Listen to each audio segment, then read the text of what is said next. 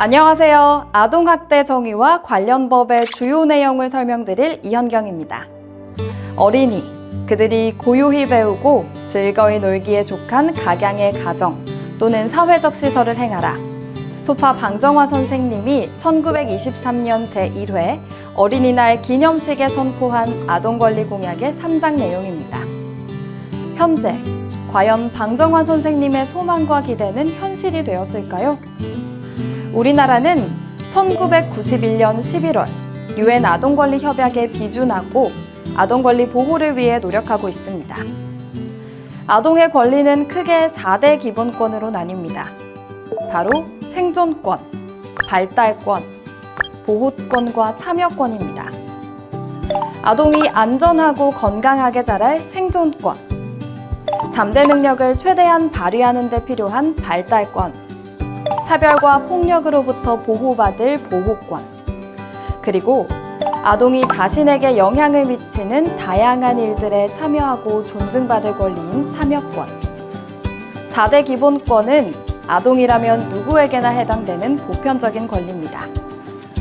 하지만 일부 아동들은 아동학대라는 그늘 아래서 그 권리를 누리지 못하고 있습니다. 아동학대는 여러 나라에서 훈육이라는 명목으로 정당화되었습니다. 우리나라에서도 이러한 양육 문화가 오래전부터 자리 잡고 있었는데요. 단원 김홍도의 서당에서도 그 모습을 엿볼 수 있습니다.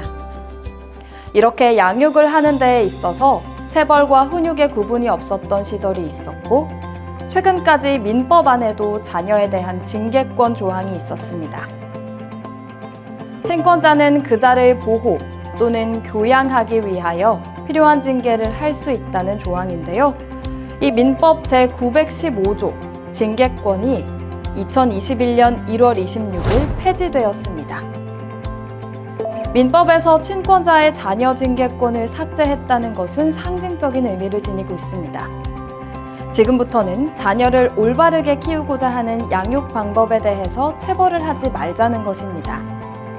해서 1958년 제정되어 약 63년간 이어진 이 조항의 폐지로 훈육이라는 명목 아래 행해지던 부모의 자녀 체벌이 금지되었습니다. 하지만 그럼에도 불구하고 아동을 체벌하거나 학대하는 사례가 빈번하게 발생하고 있습니다. 어린 시절에 학대를 당한 아동은 어른이 되어서도 학대에 대한 후유증으로 평생을 힘들어하기도 하는데요. 아동학대 행위자에 대한 처벌이 강화되고 아동들을 지키려는 어른들의 목소리도 높아지고 있지만 여전히 아동학대는 사라지지 않고 있습니다. 아동을 독립된 인격체로 존중하고 건강하게 자랄 수 있도록 하기 위해선 우리 모두의 노력이 필요하겠죠? 아동학대를 멈추기 위해선 먼저 우리 스스로가 아동학대가 무엇인지 잘 알아야 아동을 잘 보호할 수 있겠죠? 여러분들은 어떤 게 아동학대인지 잘 알고 계신가요? 아동복지법 제3조 제7호에 따르면 아동학대란 보호자를 포함한 성인이 아동의 건강 또는 복지를 해치거나 정상적 발달을 저해할 수 있는 신체적, 정신적, 성적 폭력이나 가혹행위를 하는 것과 아동의 보호자가 아동을 유기하거나 방임하는 것을 뜻합니다. 여기서 아동이란 만 18세 미만의 사람을 의미하며 보호자는 친권자, 후견인, 아동을 보호 또는 양육, 교육하거나 그러한 의무가 있는 자 또는 업무 고용 등의 관계로 사실상 아동을 보호 감독하는 자를 말합니다. 아동학대 행위자는 아동학대 범죄의 처벌 등에 관한 특례법 제2조 제5호에 따라 아동학대 범죄를 범한 사람 및 그 공범을 의미합니다. 아동학대의 유형에는 신체학대, 정서학대, 성학대, 유기 및 방임, 그리고 여러 유형의 학대가 함께 발생하는 중복학대가 있습니다. 신체학대란 보호자를 포함한 성인이 아동의 신체에 손상을 주거나 신체의 건강 및 발달을 해치는 행위입니다.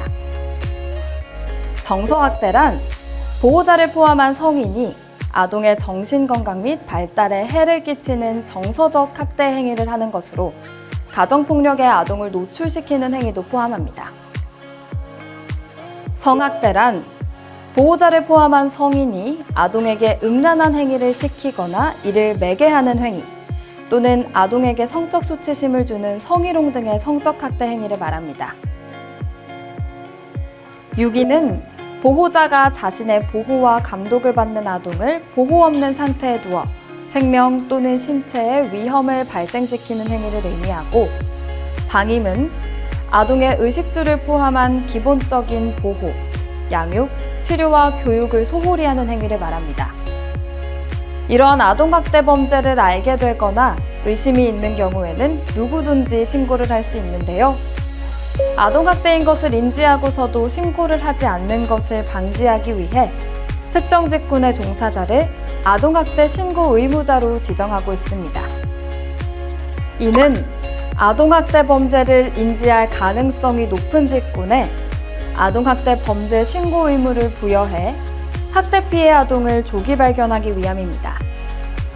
아동학대 신고 의무자는 아동학대처벌법 제10조 제2항에 해당하는 자로 직무를 수행하면서 아동학대 범죄를 알게 된 경우나 그 의심이 있는 경우엔 시도, 시군구 또는 수사기관, 즉 112로 즉시 신고해야 한다고 명시되어 있습니다. 아동학대 신고 의무자의 신고 의무 불이행, 다시 말해 정당한 사유 없이 아동학대 범죄를 인지하고도 신고를 하지 않으면 아동학대처벌법 제10조 제2항, 제63조 제1항 제2호에 따라 1천만 원 이하의 과태료가 부과될 수 있습니다. 아동학대 신고 의무자는 아동학대 의심 상황을 발견하고 아동을 보호할 수 있도록 매년 1회 1시간 이상의 법정 의무 교육을 이수해야 합니다. 아동학대 신고 의무자에 대한 교육은 아동복지법 제26조 및 시행령 제26조에 따라 관계 중앙행정기관의 장은 아동학대 신고 의무자 직군에 해당하는 사람의 자격 취득 과정이나 보수교육 과정의 아동학대 예방 및 신고 의무와 관련된 내용을 포함해야 합니다. 교육 내용은 아동학대 관련법, 아동학대의 유형과 의심 징후, 신고 방법 및 피해 아동 보호 절차가 포함되어야 합니다. 아동학대 신고 의무자 교육을 매년 이수하지 않는다면 아동학대 신고 의무자가 소속된 기관, 시설 등의 장이 소속 아동 학대 신고 의무자에게 신고 의무 교육을 실시하지 않을 경우 기관 시설의 장에게 300만 원 이하의 과태료를 부과합니다. 신고 의무자와 더불어 공공부문 종사자도 아동학대 예방교육을 이수해야 하는데요. 아동복지법 제26조 2에 근거하여 국가기관과 지방자치단체의 장, 공공기관의 운영에 관한 법률에 따른 공공기관과 대통령령으로 정하는 공공단체의 장은 아동학대의 예방과 방지를 위해 필요한 교육을 연 1회 이상 실시해야 합니다. 공공부문에 해당하는 기관단체의 장은 아동학대에 관한 법령, 아동학대의 주요 사례, 아동학대 발견 시의 신고 방법 내용을 포함해야 합니다. 그렇다면 어떤 직군들이 아동학대 신고 의무자에 속할까요?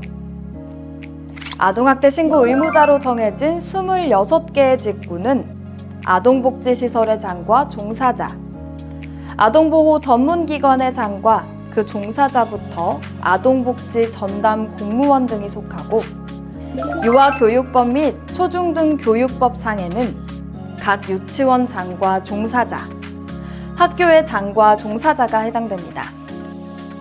119 구조 구급에 관한 법에 따른 119 구급대의 대원 또한 신고 의무자에 해당됩니다. 아동이 안전한 환경에서 보호받기 위해서는 아동학대 신고 의무자뿐만 아니라 우리 모두가 아동의 건강한 성장을 위해 관심을 가져야 합니다. 이 점 기억해 주시기 바랍니다. 그렇다면 아동학대 신고를 하면 그 이후엔 어떻게 진행될까요?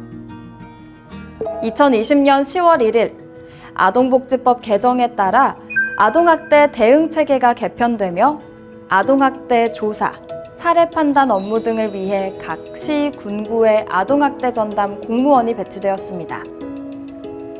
아동학대 전담 공무원은 접수된 아동학대 신고 내용을 바탕으로 아동학대를 조사 후 아동학대 여부에 대한 판단 등의 역할을 수행합니다.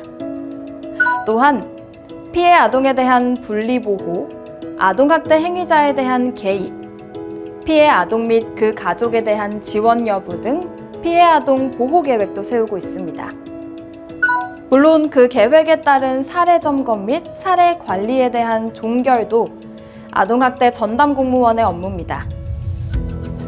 세부적인 절차를 말씀드리면 112 혹은 아동학대 전담 공무원은 아동학대 의심 신고가 접수되면 아동학대 전담 공무원과 경찰이 함께 현장에 출동하여 조사를 진행합니다. 경찰이나 아동학대 전담 공무원이 현장 출동 후 학대 피해가 확인되고 재학대 위험이 급박 현저한 경우 응급조치가 이루어질 수 있으며 응급조치 후 보호 공백이 발생하였거나 재학대 우려가 강해 조사가 필요할 경우 아동을 즉각 분리하여 보호할 수 있습니다. 현장 출동과 면담 조사 등을 통해 수집된 자료를 기반으로 아동학대로 판단된 후에는 아동보호 전문기관으로 사례 관리를 연계합니다. 이 과정에서 큰 역할을 하는 기관이 바로 아동보호 전문기관입니다. 아동보호 전문기관은 피해 아동의 가족 및 아동학대 행위자를 위한 상담, 치료, 교육, 사후관리 등의 업무를 수행하고 그 밖에 아동학대 예방교육 및 홍보를 진행합니다. 또한 가정복귀 프로그램부터 안전 모니터링, 의료적 지원 연계 등을 통해 재학대 발생을 막고 피해 아동의 학대 후유증 감소를 위해 촘촘한 사례 관리를 실시합니다. 아동학대로 신고 접수된 아동 중 가정과 분리하여 보호가 필요한 아이들을 위한 시설도 마련되어 있습니다. 학대 피해 아동쉼터인데요. 아동복지법 제53조 2에 근거하여 학대 피해 아동에게 보호와 치료, 양육 서비스 등을 제공하여 심신의 회복과 원가정 복귀를 지원하는 곳입니다. 아동권리보장원은 지역의 아동보호 전문기관을 지원, 아동학대 예방사업과 관련된 연구 및 자료 발간, 효율적인 아동학대 예방사업을 위한 연계체계를 구축, 아동학대 전담 공무원 아동보호 전문기관, 학대 피해 아동쉼터 직원의 직무교육 등 아동학대 현장에서 대응력과 전문성을 높이기 위해 노력하고 있습니다. 이처럼 아동학대 전담 공무원, 아동보호 전문기관과 학대 피해 아동쉼터의 종사자는 아동학대 현장에서 아동학대 신고 접수, 조사, 판단, 사례 관리까지 아동이 안전하게 보호되고 건강하게 성장할 수 있도록 많은 노력을 하고 있습니다. 이제까지 학습한 내용을 한번 점검해 볼까요? 첫 번째 문제입니다.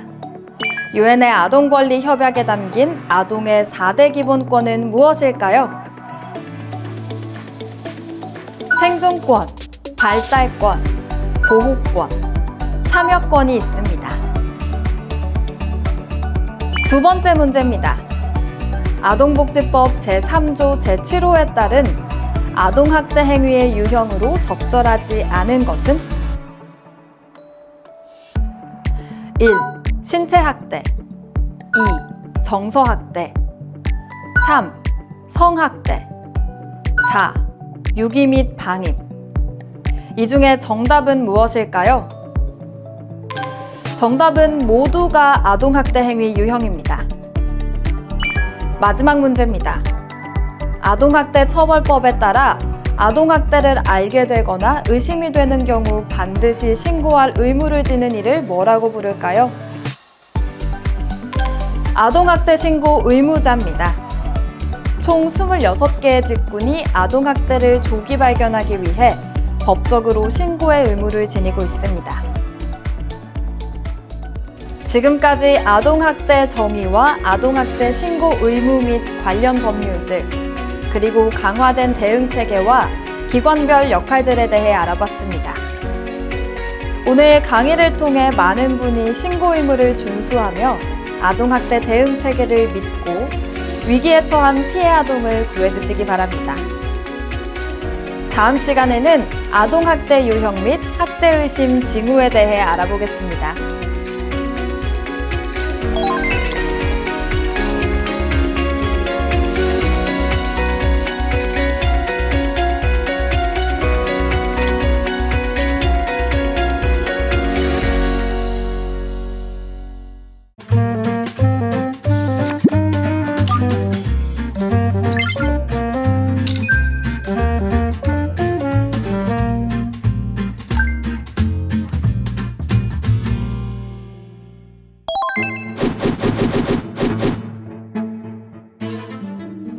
안녕하세요. 지난 시간에는 아동학대의 정의와 아동학대 관련법에 대해 알아봤는데요. 아동학대는 보호자를 포함한 성인이 아동의 건강 또는 복지를 해치거나 정상적 발달을 저해할 수 있는 신체적, 정신적, 성적 폭력이나 가혹행위를 하는 것과 아동의 보호자가 아동을 유기하거나 방임하는 것을 말합니다. 아동학대의 유형에는 신체학대, 정서학대, 성학대, 유기 및 방임 4가지 유형이 있습니다. 지금부터 아동학대 사례를 보면서 아동학대 유형을 살펴보고 2가지 이상의 학대가 중복되는 중복학대도 확인해 보도록 하겠습니다.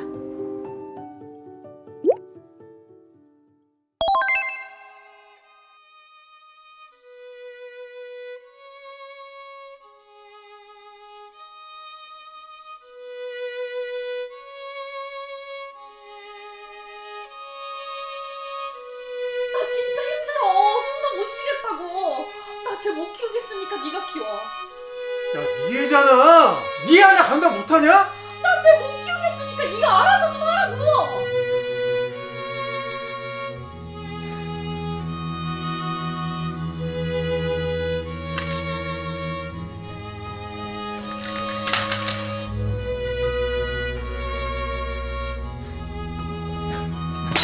야, 너 가만 있어?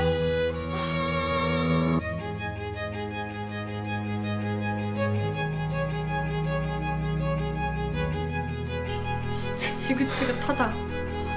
내가 나간다 내가.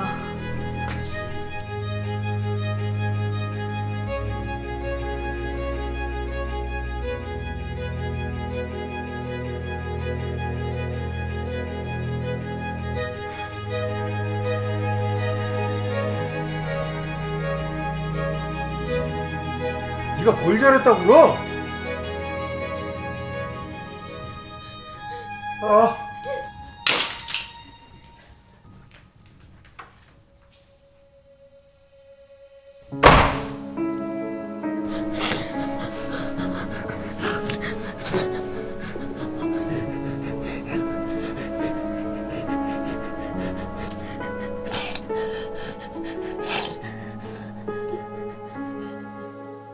방금 보신 영상은 부모에게 정서학대를 당한 아동의 사례입니다. 자녀가 지켜보거나 듣고 있는 가운데 양육을 하기 싫다는 의사를 표현하는 등 심한 부부싸움으로 아이에게 심리적인 불안을 주고 마음을 고통스럽게 만드는 것도 정서학대로 볼 수 있습니다. 이 밖에도 원망적, 거부적, 적대적 또는 경멸적인 언어폭력, 가족 내에서 왕따를 시키는 행위, 아동을 시설에 버리겠다고 위협하거나 짐을 싸서 쫓아내는 행위, 아동이 가정폭력을 목격하도록 하는 행위, 아동의 정서 발달 및 연령상 감당하기 어려운 것을 강요하는 행위, 형제나 친구 등과 비교, 차별, 편애하는 행위, 다른 아동을 학대하도록 강요하는 행위 등 보호자를 포함한 성인이 아동에게 행하는 언어적 모욕, 정서적 위협, 감금이나 억제, 기타 가학적인 행위 등 언어적, 정신적, 심리적인 학대 모두 정서학대에 해당됩니다. 정서학대를 당했다고 의심되는 아동의 신체적인 징후로는 신체적 발달 지연과 신체적 발달 장애가 있습니다. 행동적 의심 징후로는 특정 물건을 계속 빨고 있거나 물어뜯는 행위와 파괴적이고 반사회적인 행동장애와 부모와의 접촉에 대한 두려움 외에도 수면장애와 놀이장애 같은 신경성 기질장애와 히스테리, 강박, 공포와 같은 정신신경성 반응과 과잉행동 등이 있습니다. 아동에게 정서적 학대를 가했을 경우에는 아동복지법 제71조 제1항 제2호에 의거하여 5년 이하의 징역 또는 5천만 원 이하의 벌금에 처할 수 있습니다.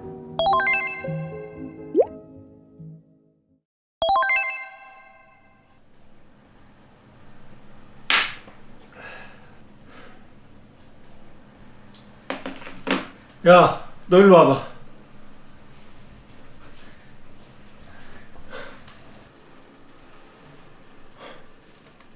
뭐하다 지금 들어와?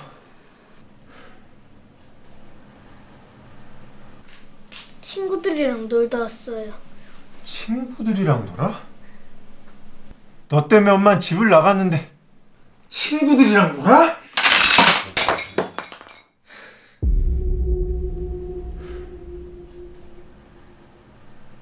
야, 너 일로 따라와.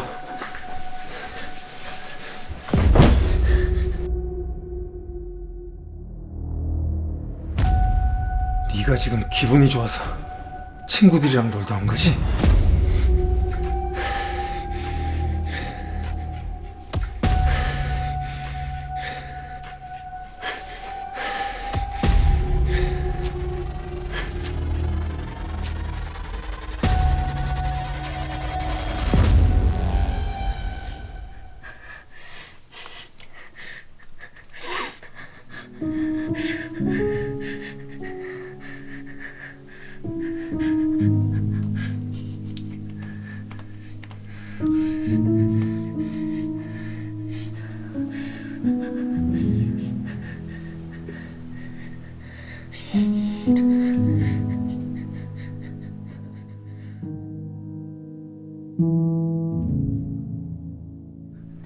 이 영상은 아동이 아빠에게 신체 학대를 당한 사례입니다.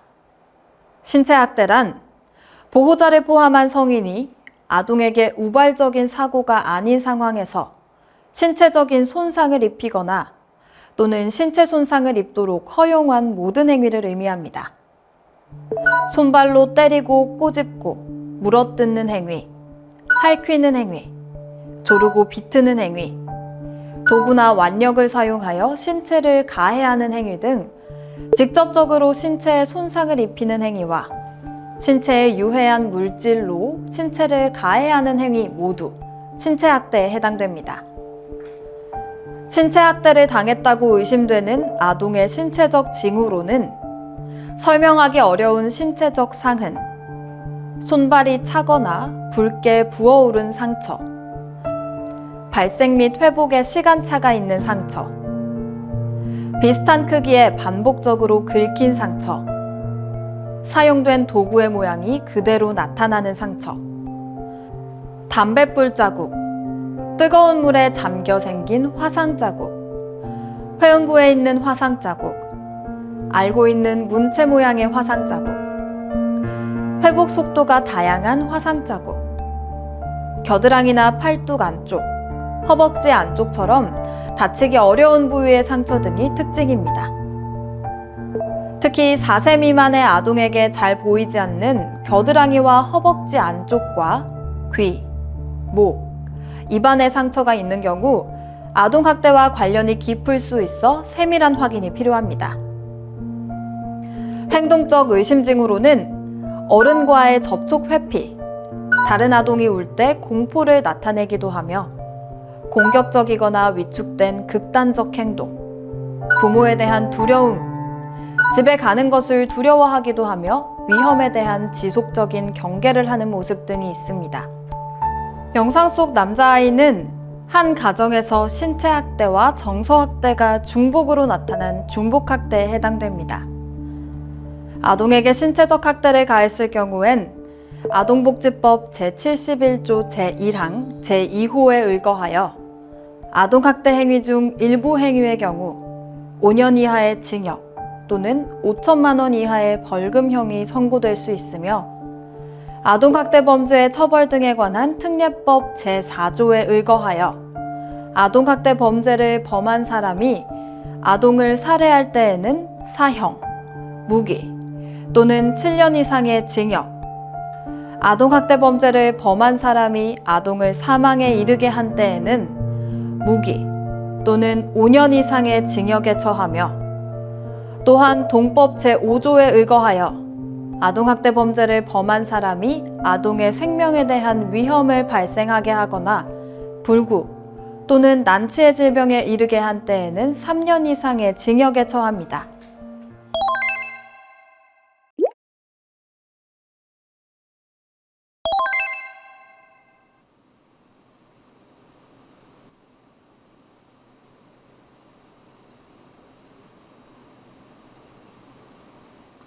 안녕.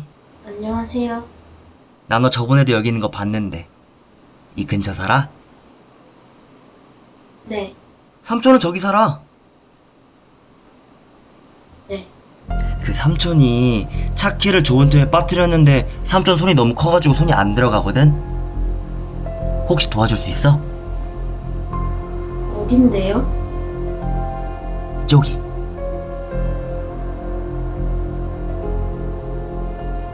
네. 가자.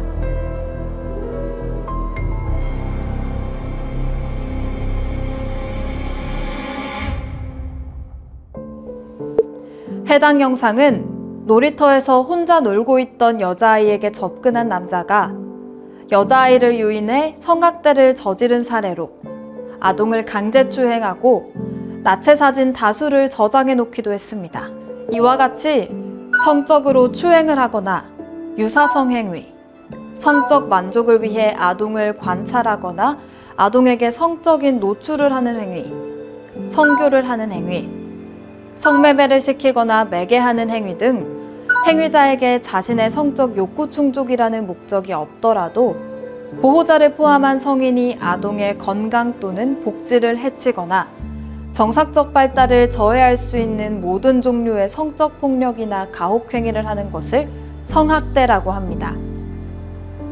성학대를 당했다고 의심되는 아동의 신체적 징후로는 신체적 지표로서 학령정 아동의 성병 감염, 임신, 생식기의 증거로서 아동의 질에 있는 정액, 찢기거나 손실된 처녀막, 질에 생긴 상처나 긁힌 자국, 질의 홍진, 배뇨곤란, 요도염, 생식기의 대상포진, 회음부의 동통과 가려움, 항문증으로 항문 괄약근의 손상, 항문 주변의 멍이나 찰과상, 항문 내장이 짧아지거나 뒤집힘, 항문 입구에 생긴 열창, 항문이 좁아진 경우 대변에 혈액이 나옴, 구강증으로는 입천장의 손상, 인두암질 등이 있습니다. 행동적 의심증으로는 성적 행동지표로서 나이에 맞지 않는 성적 행동, 해박하고 조숙한 성지식, 명백하게 성적인 묘사를 한 그림들, 타인과의 성적인 상호관계, 동물이나 장난감을 대상으로 하는 성적인 상호관계, 비성적 행동지표로서 위축, 환상, 유아적 행동, 자기파괴적 또는 위험을 무릅쓴 모험적인 행동, 충동성, 산만함 및 주의집중장애, 우울, 불안, 사회관계의 단절, 범죄 행위, 자살 시도와 수면장애 등이 있습니다. 아동에게 성적인 학대를 가했을 경우, 즉 아동에게 음란한 행위를 시키거나 이를 매개하는 행위, 또는 아동에게 성적 수치심을 주는 성희롱 등의 성적 학대 행위에 해당하여 아동복지법 제71조 제1항 제1호의 2에 근거하여 10년 이하의 징역 또는 1억 원 이하의 벌금형에 처할 수 있습니다.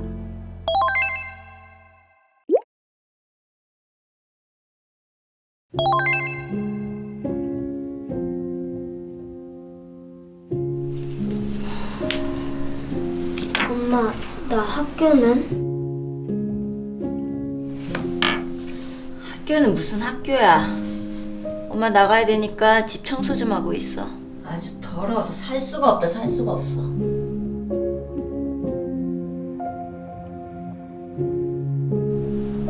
엄마 오늘 집에 들어와요?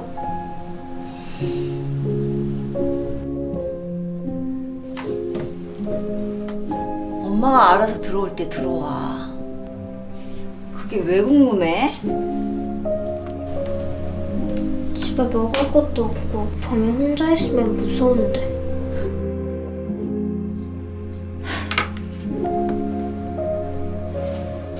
엄마 주말에 들어오니까 알아서 있어. 네가 애기도 아니고. 아니 왜 혼자 못 있겠다는 거야?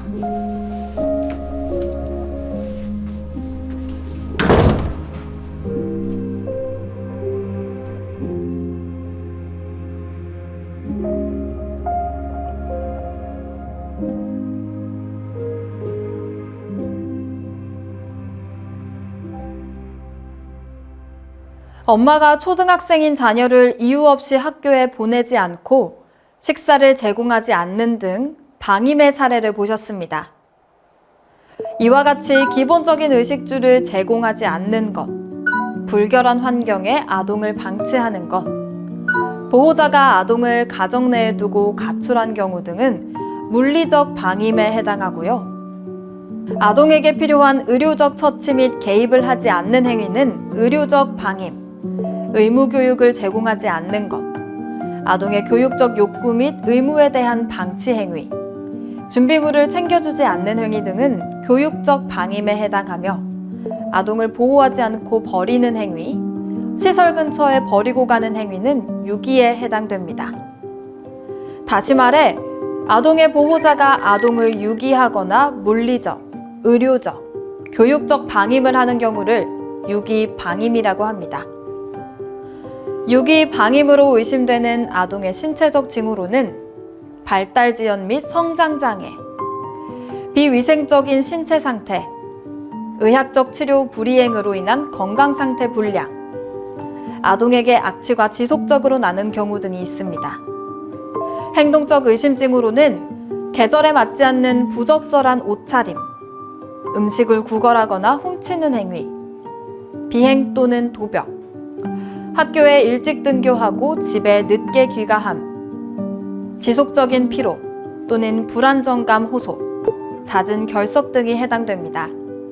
아동에게 유기 및 방임 학대를 가했을 경우에는 아동복지법 제71조 제1항, 제2호에 자신의 보호, 감독을 받는 아동을 유기하거나 의식주를 포함한 기본적인 보호, 양육, 치료 및 교육을 소홀히 하는 방임 행위에 해당하여 아동복지법상 5년 이하의 징역 또는 5천만 원 이하의 벌금에 처할 수 있습니다.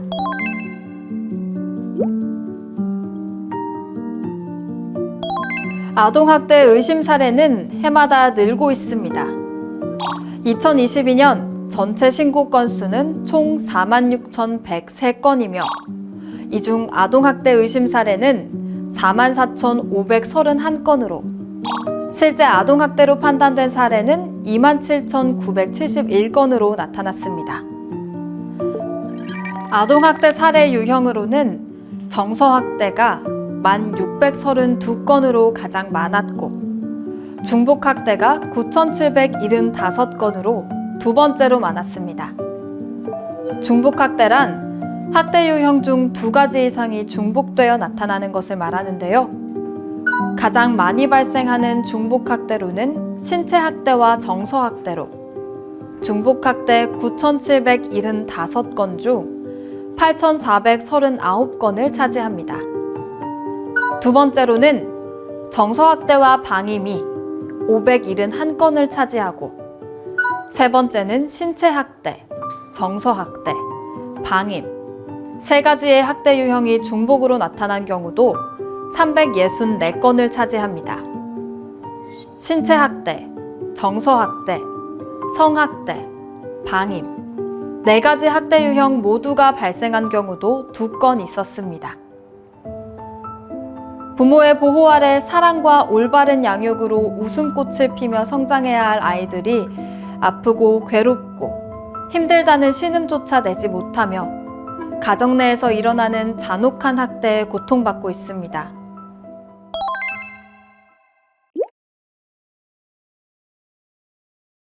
아동학대를 당한 대다수의 아이들은 신체적, 심리적, 정서적 후유증을 겪게 되는데요. 신체적 손상으로는 피부 결손, 화상, 골절, 안구출혈, 장기 파열, 두뇌 손상, 생리기능 변화 등이 있으며 심한 경우에는 사망에 이르기도 합니다. 마음의 병이라고 하는 심리적, 정서적 손상으로는 중추신경계 손상, 지능, 자아기능 손상, 감정조절기능 저하 및 이상, 자기개념 손상, 애착형성 붕괴, 충동조절능력 저하, 또래관계 붕괴, 자학적 자기파괴 행동, 정신병리 등이 있습니다. 보이지 않는 곳에서 아이들을 서서히 죽음으로 몰고 가는 아동학대. 작게 보내는 아이들의 신호를 놓치지 말고 손잡아 주세요. 어른들의 관심과 세심한 반응으로 아이들을 학대로부터 지켜낼 수 있습니다. 아동학대 의심 징후 발견 시에는 즉시 112로 신고해 주세요. 다음 시간에는 아동학대 신고 절차와 방법, 피해 아동 보호 및 아동학대 대응 체계에 대해 알아보겠습니다.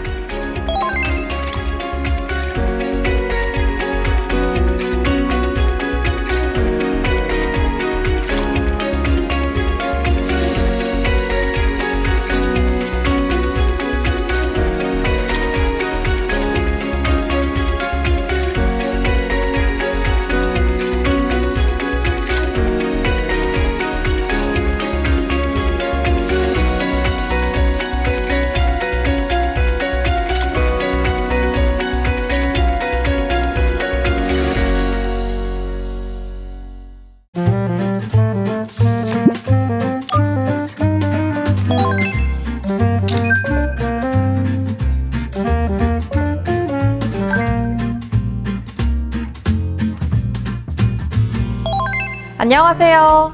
지난 시간에는 실제 사례를 통해 아동학대의 유형과 학대의심 징후에 대해서 알아봤는데요.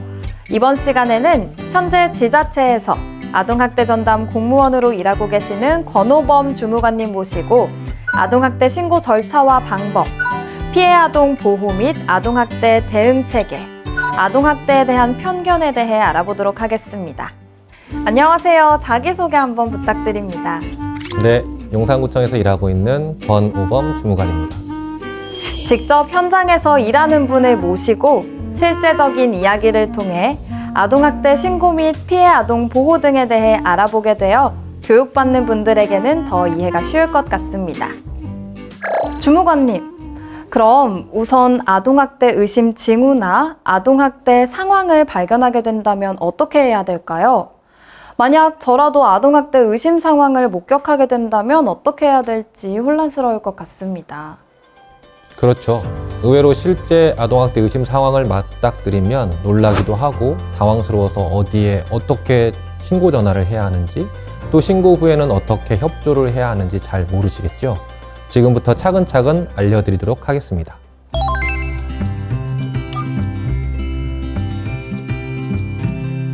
아동학대 의심 신고를 할 때는 피해 아동의 현재 상황, 아동학대 의심 상황, 피해 아동의 인적 사항, 아동학대 행위자 관련 사항, 신고자 관련 사항 등을 구체적으로 알려주셔야 합니다. 다른 것들은 다 이해가 되는데 그럼 신고자의 관련 사항도 알려줘야 한다면 어떤 정보들을 말하는 건가요?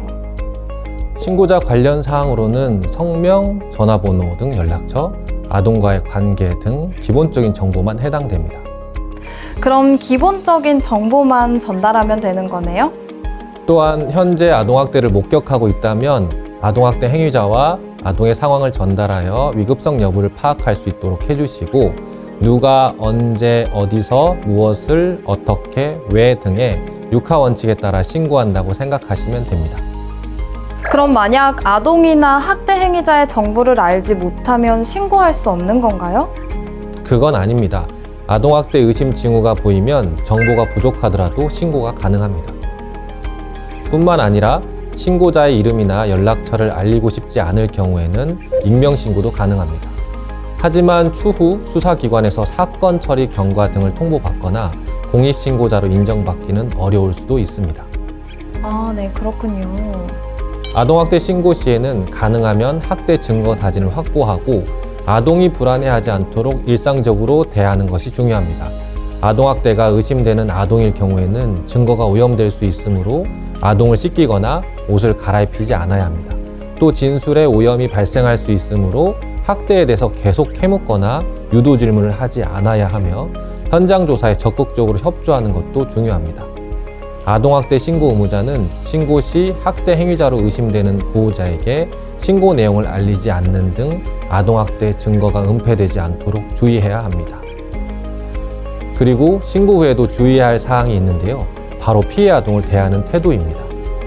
아동과 함께 지내는 경우라면 아동의 욕구나 상황을 주의 깊게 관찰하고 가장 중요한 것은 아동의 잘못이 아님을 인식시켜 주는 것입니다. 신고 후에는 사건을 조사하는 경찰이나 아동학대 전담 공무원에게 협조해 주시면 아동의 보호에 많은 도움이 됩니다.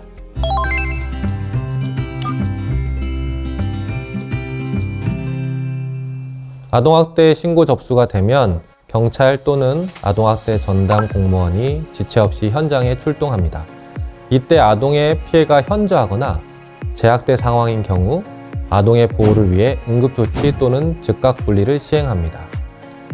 또 피해 아동 보호를 위해 필요한 장소에 출입하여 피해 아동 또는 학대 행위자 등 관계인에 대하여 조사를 하거나 질문할 수도 있습니다. 아동학대가 명백히 의심되고 재학대 우려 가능성이 존재한다면 전담 공무원과 경찰이 함께 논의하여 아동학대 처벌법에 따라 응급조치를 행할 수 있으며 학대가 의심되지만 명확한 증거가 없고 재학대 우려가 있다면 아동학대 전담 공무원의 직권으로 아동복지법 제15조 제6항 각 호 규정에 근거하여 즉각 분리를 할 수 있습니다. 아동복지법 제15조 제6항 각 호 규정은 이러합니다. 1. 1년 이내 2회 이상 아동학대 신고가 접수된 아동에 대하여 현장조사 과정에서 학대 피해가 강하게 의심되고 재학대 발생 우려가 있는 경우. 2. 제1항에 따른 보호조치 결정이 있을 때까지 아동학대 범죄의 처벌 등에 관한 특례법 제12조에 따른 응급조치 또는 같은 법 제13조에 따른 긴급 임시조치가 종료되었으나 같은 법 제15조에 따른 임시조치가 청구되지 아니한 경우. 3. 현장조사 과정에서 아동의 보호자가 아동의 답변을 거부, 기피 또는 거짓 답변을 하게 하거나 그 답변을 방해한 경우. 4. 그 밖에 제1항 제3호부터 제6호까지의 보호조치를 할 때까지 아동을 일시적으로 보호할 필요가 있다고 시도지사 또는 시장, 군수, 구청장이 인정하는 경우입니다. 또 아동학대 사례 판단을 위해 피해 아동, 아동학대 행위자, 주변인을 조사하여 학대 피해 정도와 학대 피해 사실에 대한 다양한 증거를 수집하는데요. 아동을 만났을 때는 신체에 상흔이 있는지, 아동의 피해 정도는 얼마나 되는지를 확인해 증거를 수집하게 됩니다. 네, 아동학대 전담 공무원분들은 실제로 어떤 일을 하는지 좀 말씀해 주시겠어요? 네, 아동학대 전담 공무원은 아동학대 의심 상황에서 진술조사, 현장조사와 증거 수집을 거쳐 취득한 내용을 기반으로 사례회의를 통해 아동학대 여부를 판단합니다.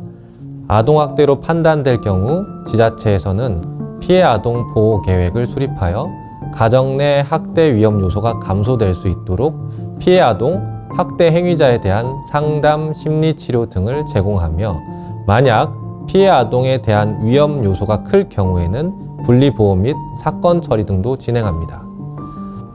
이후 아동복지법, 아동학대 처벌법에 따라 피해 아동 분리보호 및 학대 행위자 사건 처리 등을 진행합니다. 아동학대 사례 관리가 3개월 정도 진행되면 지자체와 아동보호 전문기관은 재학대 위험성, 행위자 양육 태도, 피해 아동 학대 후유증 등을 점검한 후 재계획 및 추가 지원 유무를 결정하며 이때 학대 위험성이 없다고 판단되면 종결 전 모니터링을 3개월 거친 후 지자체에서 최종 사례 종결을 진행합니다. 네, 조사, 판단, 그리고 보호 계획 등 아동학대 현장에서의 책임감이 잘 느껴집니다. 다만 종결 전 모니터링, 종결 시 학대 위험성이 있다면 언제든 다시 재신고가 될 수 있습니다. 사례 종결은 아동보호 전문기관의 지속적 사례 관리와 점검을 통해 학대 피해 아동의 학대 후유증과 아동학대 행위자의 재발 위험 사유가 감소한 경우 진행합니다. 네, 아동학대 전담 공무원과 경찰, 아동보호 전문기관 모두가 학대 피해 회복과 학대 예방을 위해 유기적으로 노력하고 협력하고 계셨군요.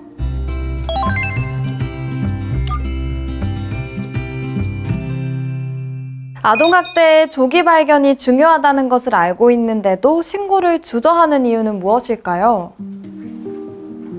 아동학대 신고를 주저하는 이유로는 설마 부모가 자녀를 학대했을까?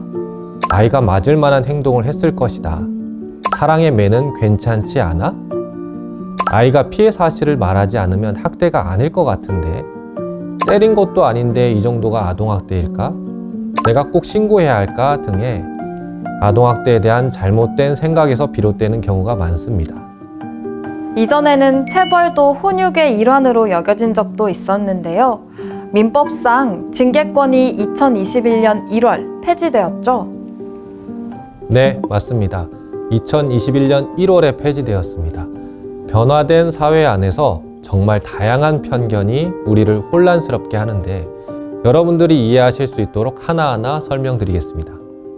아동학대의 82.7%는 가정 내에서 부모에 의해 발생하고 있고 그 중에 79.9%는 친부모에 의한 학대로 볼 수 있습니다.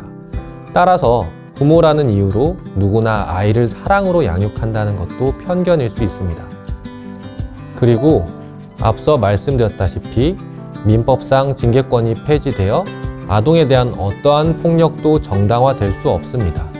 또한 아동은 존중받아야 될 독립된 인격체입니다. 네, 사랑의 매는 과거의 잘못된 통념이었네요. 또 아이가 피해 사실을 말하지 않는 것은 학대가 아니기 때문이 아닐까라고 생각하시는데요. 아이들은 학대 상황에 오래 노출되면 무력감과 좌절감을 겪으며 학대 행위자에 대한 공포에 사로잡혀 있을 수 있습니다. 그렇기 때문에 아동학대 피해 아동들이 가족에 의한 피해 사실을 말하기가 쉽지 않은 것입니다. 때린 것도 아닌데 아동학대가 맞나? 라고 고민하실 텐데요. 신체학대뿐만 아니라 정서학대, 성학대, 방임 및 유기 모두 아동학대에 해당합니다. 아동학대의 정도가 약하더라도 아동의 성장 과정에서 아동, 가족, 사회 전반에 부정적 영향을 미칠 수 있기 때문입니다. 또 아동학대는 특정 가정에서만 주로 발생할 거라는 잘못된 생각도 있는데요. 아동학대는 가구소득, 가족 유형, 아동학대 행위자의 사회적 지위, 학력 등에 관계없이 어느 가정에서나 발생할 수 있습니다. 마지막으로 가장 중요하고 신고 의무자로서 반드시 다시 생각해 주셔야 하는 편견이 꼭 내가 신고해야 할까? 라는 것입니다. 아동학대는 보호관계에 있는 사람으로부터 학대를 당하는 경우가 많아서 이를 인지한 주변인의 신고가 꼭 필요합니다. 정말 아동학대에 대한 편견들을 많이 갖고 있었네요. 네, 그렇습니다. 이번 시간에는 아동학대 신고 방법, 아동학대 신고 시 주의사항, 피해 아동 보호를 위한 아동학대 대응 체계, 아동학대에 대한 잘못된 편견에 대해서 알아보았습니다. 여러분의 관심으로 우리 아이들이 안전하고 건강하게 잘 자랄 수 있습니다. 주위를 잘 살펴주세요. 다음 시간에는 아동학대 신고 의무자와 공공부문 종사자들에 대한 아동학대 예방교육의 필요성, 아동학대 현황을 알아보겠습니다. 감사합니다.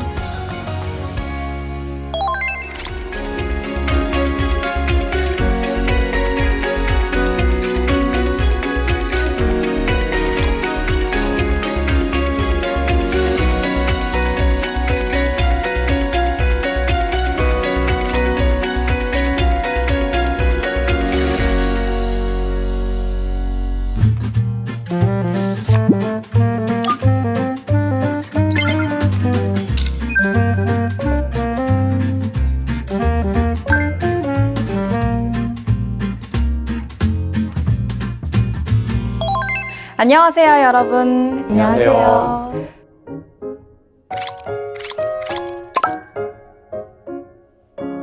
지난 시간에는 아동학대 신고 절차와 방법, 그리고 피해 아동 보호와 아동학대 대응 체계에 대해 알아보았습니다.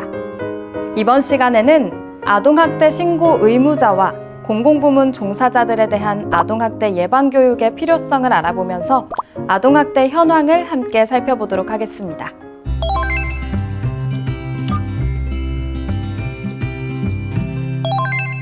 혹시 오늘 이 자리에 모인 여러분들의 공통점이 무엇인지 아는 분들 계실까요? 글쎄요. 힌트는 제가 방금 말한 단어입니다. 신고 의무자? 네, 맞습니다. 여러분들은 모두 아동학대 신고 의무자입니다.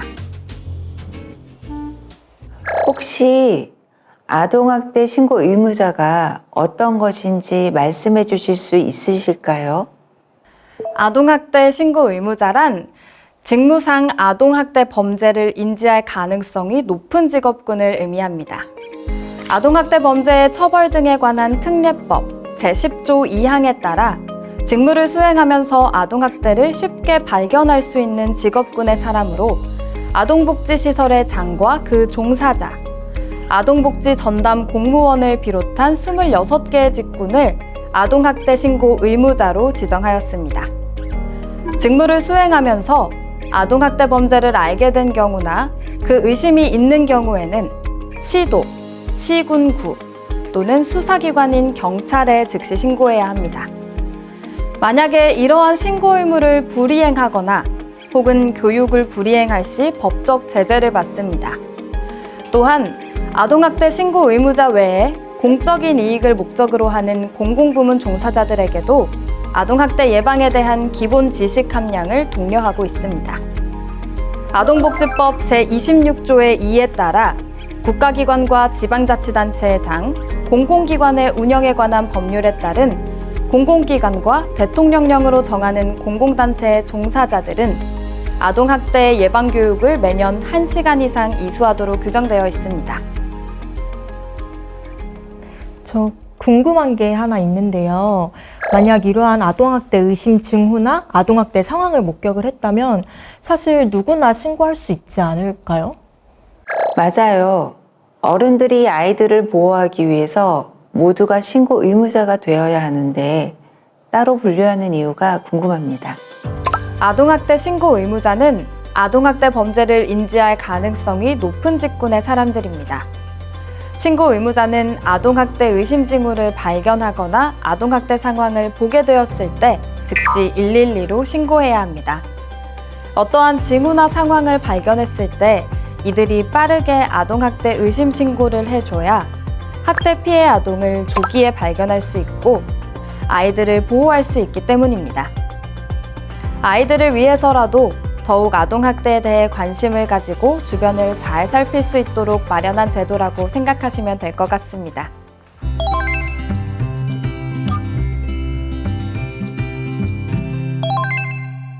그렇다면 작년 2022년 한 해 아동학대 신고 접수 건수는 얼마나 될까요? 어느 정도일지 한번 추측해 보시겠어요? 글쎄요, 한 5천 건? 아니에요. 그것보다 더 많을 것 같아요. 8,000건? 2022년 집계된 전체 신고 접수 건수는 총 46,103건이며 이 중 아동학대 의심 사례는 44,531건으로 전체 신고 접수의 96.6%를 차지했습니다. 그러니까 4만 4천여 건이 아동학대 의심 사례로 접수된 것입니다. 생각보다 좀 많이 많아서 좀 놀랍네요. 아동학대 의심 사례 44,531건 중 아동학대 사례로 판단된 사례는 27,971건으로 62.8%입니다. 아동학대가 의심스러워 신고했을 경우 28,000여 건은 실제 아동학대로 판단된다는 점입니다. 아동학대 의심 신고로 아동학대를 조기 발견할 수 있는 아동의 수를 의미합니다. 작년 아동학대 통계의 신고자 유형을 보시면 아동학대 의심 사례로 신고 접수된 44,531건 중 신고 의무자에 의한 신고는 16,149건, 36.3%, 비신고 의무자에 의한 신고 접수 건수는 28,382건, 63.7%로 비신고 의무자의 신고 접수 건수가 더 많았습니다. 비신고 의무자란 앞서 말씀드린 26개의 신고 의무자 직군을 제외한 모든 자를 말합니다. 이곳에 계신 여러분과 더불어 신고 의무자와 비신고 의무자 모두 아동학대 경각심이 높아지고 있는 것 같습니다. 아동학대 신고 의무자 및 공공부문 종사자들께서는 이번 교육을 통해 내 주변, 특히 아이들에 대한 적극적인 관심으로 우리 아이들이 안전하고 건강하게 자랄 수 있는 사회를 함께 만들어주시기 바랍니다. 2022년 아동학대 사례로 판단된 27,971건 중 사례관리뿐만 아니라 고소, 고발 등 아동학대 사건에 대한 법적 조치를 진행한 경우는 12,483건, 44.6%며 사례관리는 15,488건, 55.4%였습니다. 실제 피해 아동의 가족 유형 및 학대 행위자와의 관계에 대한 통계도 한번 살펴볼까요? 아동학대 사례로 판단된 피해 아동 가족 유형을 보면 친부모 가정 18,152건, 64.9%, 모자 가정 3,713건, 13.3%, 부자 가정 2,526건, 9%, 재혼 가정 1,369건, 4.9% 순입니다. 약 65% 정도는 친부모 가정에서 아동학대가 일어나고 있음을 알 수 있습니다. 학대 행위자와 피해 아동과의 관계에서는 부모에 의한 학대 발생 건수가 23,119건, 82.7%로 가장 높았고, 대리양육자 3,047건, 10.9%, 친인척 879건, 3.1% 순으로 나타났습니다. 부모에 의한 학대 사례를 행위자별로 자세히 살펴보면 친부에 의해 발생한 사례가 12,796건, 45.7%, 친모는 9,562건, 34.2%로 높은 비율을 차지했습니다. 그럼 아동학대 의심 징후나 실제 현장을 목격을 했을 때 사실 저게 부모의 훈육이 아닐까 하고 고민하다가 신고를 못하는 경우도 생기잖아요. 네, 그렇기도 합니다. 이번 기회를 통해 꼭 말씀드리고 싶은 건 2021년 1월 26일자로 민법 제915조 징계권이 폐지되었다는 점입니다. 이제는 부모가 자녀를 보호 또는 교양하기 위해 필요한 징계를 할 수 있다는 법 조항이 삭제되었습니다. 아이에 대한 부모의 처벌은 목적 여부나 강도와 상관없이 잘못된 것이라는 인식이 드디어 우리나라 법에도 반영되었다고 보시면 됩니다. 이제 부모가 자녀에게 하는 훈육이라는 명목하의 체벌은 불가능하다는 것 이해하셨죠? 우리 주변의 아이들에게 조금 더 관심을 가지고 학대 의심 상황에서는 적극적으로 신고해주세요. 네. 네. 저는 사실 그것 말고도 좀 마음에 걸리는 게 하나가 더 있기는 해요. 어떤 점일까요? 이런 이야기가 나오게 되면 아동학대 징후를 발견하면 꼭 신고를 해야지 하다가도 망설이게 되는 이유가 있는데요. 신고했다가 나중에 보복을 당하면 어쩌지라는 걱정이 좀 되거든요. 신고를 할 때 분명히 신고자 개인 정보를 말을 해야 하게 될 텐데 그게 나중에 노출이 되면 어쩌지 이런 생각도 들고요. 그 부분에 대해 걱정하시는 것도 이해합니다. 하지만 신고자 보호를 위한 법도 있습니다.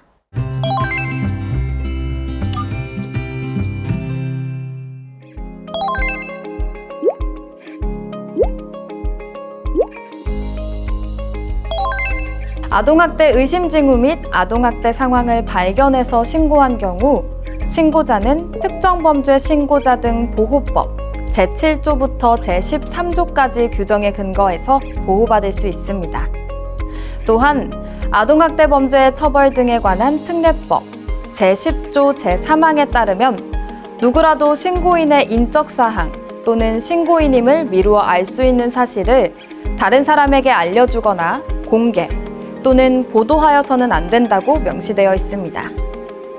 또한 같은 법 제10조의 2, 제62조의 2에 따라 누구든지 아동학대의 의심 징후 및 아동학대 상황 발견 시 신고한 이들에게 신고를 이유로 불이익을 주는 일은 금지되어 있습니다.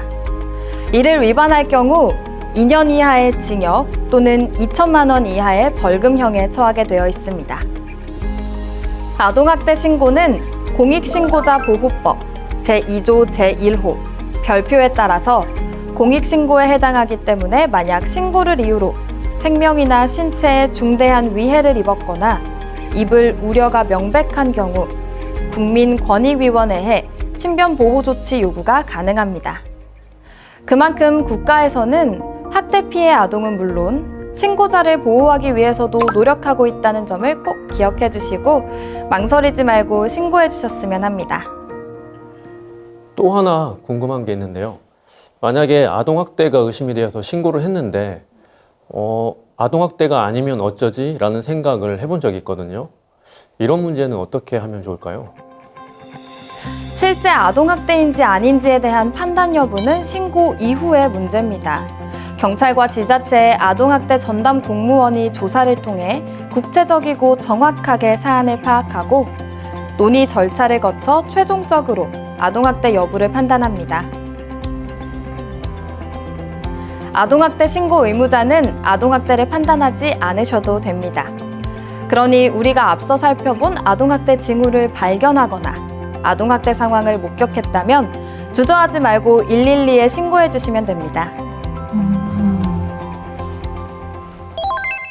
이번 시간에는 신고 의무자분들을 모시고 아동학대 예방교육의 중요성과 아동학대 현황에 대해 알아봤습니다. 다들 어떠셨나요? 모든 체벌은 목적과 강도에 상관없이 부모의 권리가 아니라 학대가 될 수 있다는 점을 아이들의 부모님께도 꼭 알려드리겠습니다.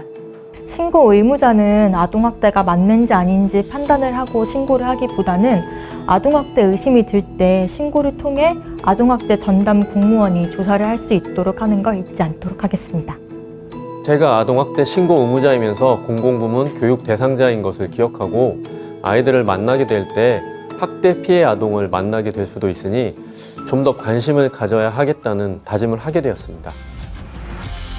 네, 무엇보다도 아이들이 건강하고 안전하게 자라나기 위해서는 어른들이 아이들에게 꾸준한 관심을 두고 지켜보면서 보호해야 한다는 점을 다시 한번 생각해 봤습니다. 이번 아동학대 예방교육을 통해서 아동학대에 노출된 아이들이 보다 안전하고 따뜻한 환경에서 건강하고 행복하게 자랄 수 있기를 바랍니다. 보건복지부와 아동권리보장원의 아동학대 예방, 법정 의무교육을 함께 해주셔서 감사합니다. 감사합니다.